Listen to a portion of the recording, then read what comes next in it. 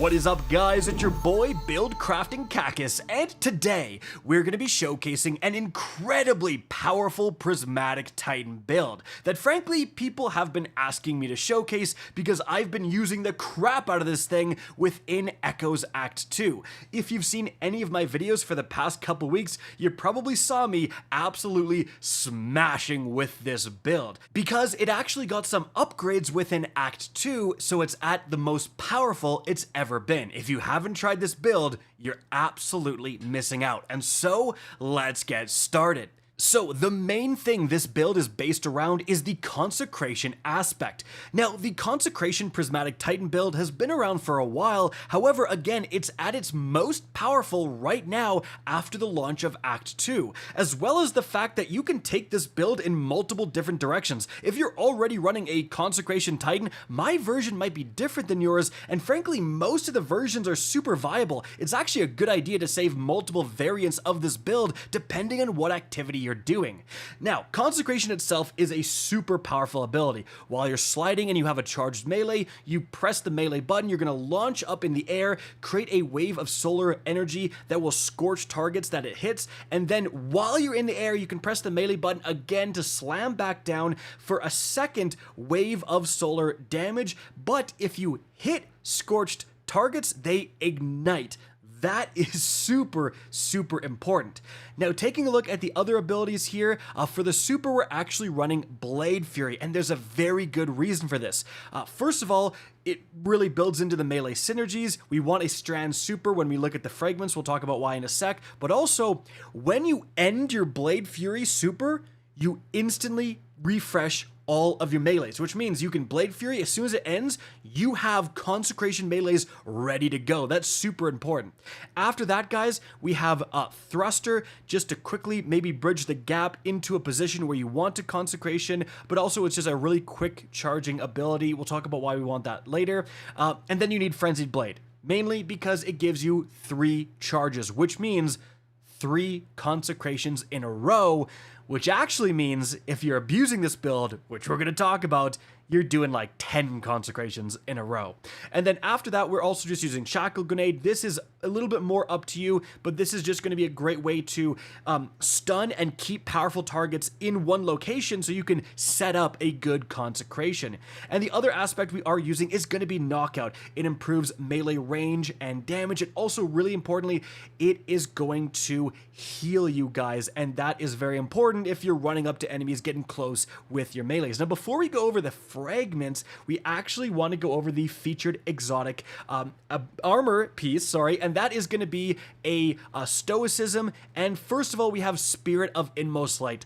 This is super powerful. This is probably one of the better spirits, frankly, for all the 3 different classes, because when you use an ability, it's going to make all your abilities recharge faster, stacks up to ×2, and this just means when we use Consecration, we get more Consecrations. And also, when we're doing that dodge, the arc class ability dodge, when we're using our Shackle Grenade, we're also improving the recharge of our melees, which means more Consecrations. Now, the second one is interesting. I have Spirit of Contact. Now, I'll say right off the bat, if you have Spirit of Synthoceps, I think it's just as good. That's going a more damage-oriented route. It's going to hit harder, but guys, Spirit of Contact is actually insane, and if you have a Stoicism with Spirit of Contact and you haven't tried it with a Consecration build, you absolutely need to, because this will make powered melee attacks, which Consecration counts as, cause nearby targets to suffer lightning strikes and become jolted.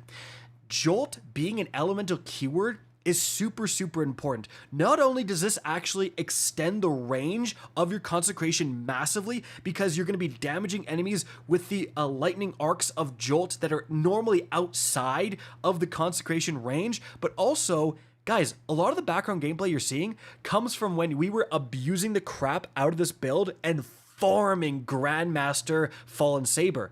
The only reason we were able to do that was because you can Jolt overload champions and that stuns them, and we were doing that with Spirit of Contact. So the fact that you can consecrate overload champions, stun them, and also clap them with damage, guys, again, that's super important. That frees up a weapon slot. It frees up a lot of different stuff. So again, Jolt is super underrated, I think. Not to mention, it actually is better for single target damage. If you are damaging a boss, which you're also going to see, from those Grandmaster runs, we slap the boss with just spamming Consecration over and over again.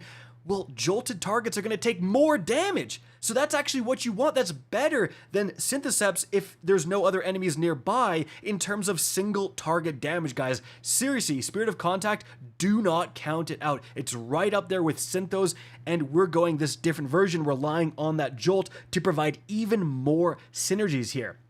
So actually, going back to our fragments, first of all, we have Facet of Protection, just for more damage resistance, obviously. Then we have Facet of Awakening. The 10 resilience honestly is super nice here, but also rapidly defeating targets with light or darkness damage or super final blows generates an elemental pickup. Well, guess what? Now we get fire sprites from the solar damage of Consecration, and we actually also get ionic traces from the arc jolting stuff. It's super awesome, guys. Then, moving on from there, we have Facet of Balance. Rapidly defeating targets with a light energy, solar, is going to give melee energy. Fantastic, right? We actually also have Facet of Blessing, where the melee final blows start health regen. So, Knockout will give you a bump of health. This will start your regen, and also the second part, when Transcendent, you're going to help your allies. That's actually super important. That's a huge part of this build. And then lastly, we have Facet of Purpose. This is, again, one of the main reasons why we're using Blade Fury, because when we pick up an Orb of Power, it gives us Woven Mail because of our super. So a massive amount of damage resistance, and we want that especially with this build. Now, before we get onto the weaponry, something I need to point out is that Transcendence is a key part of this build. If you're playing this build like you would most other builds where you haphazardly activate Transcendence, you aren't spamming it as much as possible, this build is actually not that good. And the reason is that Frenzied Blade has a super long cooldown, actually way longer than any of the other melees you have access to. And so the problem is that even with the extra regen from your exotic class ability from Spirit of Inmost Light, you will run out of Frenzied Blade and you'll just kind of be sitting there. And then maybe you'll get one more Consecration, and then it's back to waiting and waiting and waiting for your melee to come back. But with Transcendence, as long as you just chuck a grenade and like hit one guy with a grenade, you get so much melee regen so fast that it leads to what you're seeing in the background gameplay. Just being able to spam your Consecration over and over and over and over again, guys. It is such an important factor of this build. Like, you need to be getting Transcendence for everything to function, for Consecration to really be brought into its own light and be as powerful as it can be. And so with that in mind, when we look at the weaponry, we have stuff like the Call, because yes, you could go the extreme melee regeneration route. You could even use something like the Monte Carlo here that's going to just suddenly get you melee back, right? But you don't need to use something like the Monte Carlo if you are instantaneously getting melee back from Transcendence. And so again, we're using stuff like the Call. It's such a good strand weapon. It's easily getting us that darkness energy, and we have our light energy pretty much covered by the Consecrations, right? So the Call as one of your main weapons, just getting that massive amount of darkness energy. After that, the Graviton is just such a good weapon. Again, it's going to give us light energy. It's going to deal with barrier champions. This is more similar to what I was running in Grandmasters and stuff with this thing. And then lastly, we have the Cataphract. This is just going to be a strand grenade launcher. Again, the weapons are actually not tied down. You can change the weapons to whatever activity you're doing. But the main thing is that we have two strand weapons here. We have two good strand weapons here with the Cataphract and the Call, right?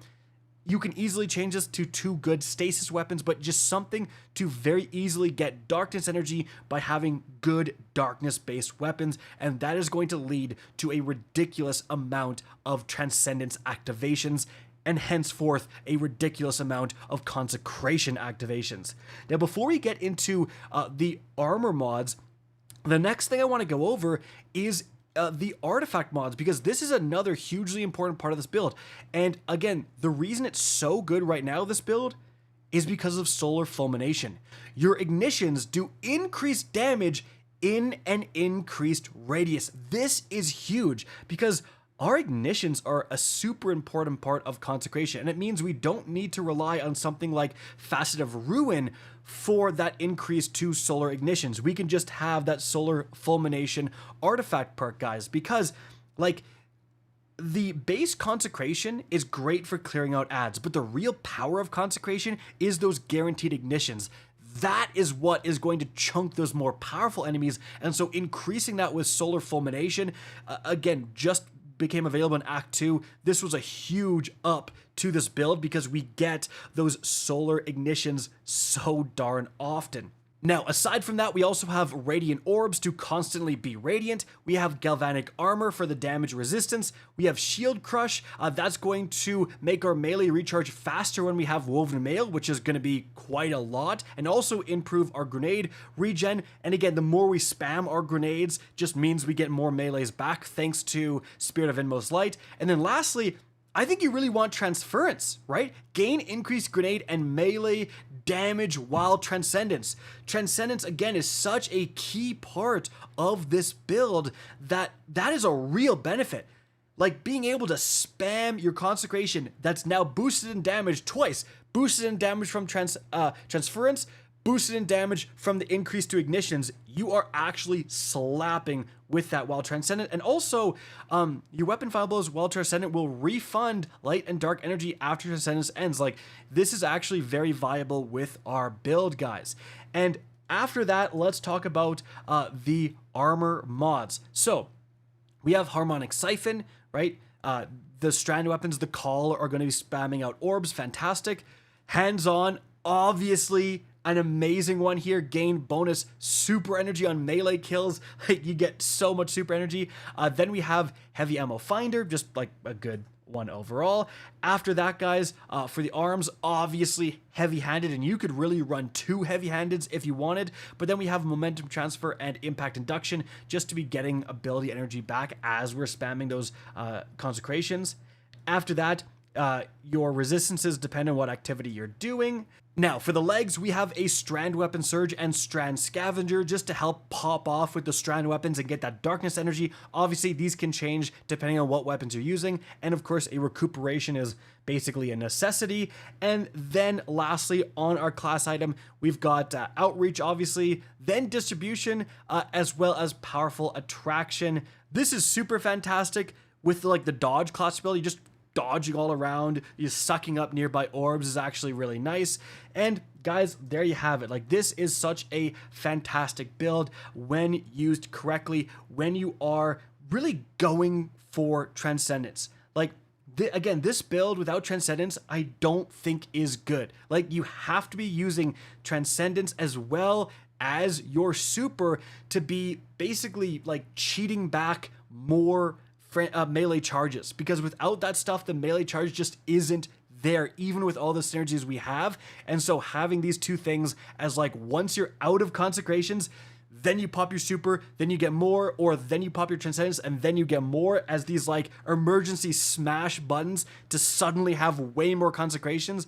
That is where this build is at its best. Guys, that's going to be it for the video. Hope you enjoyed and found this informative. If you did, please remember to help me out by simply rating and especially sharing this video. If you guys want to see more Destiny 2 content similar to this, don't be afraid to slap that subscribe button. If you want to get in touch with me and keep up to date with the latest channel activity, the best way is to follow me on Twitter at RickCacus. That is linked in the description down below. Again, I hope you enjoyed the video, and as always, have a good day.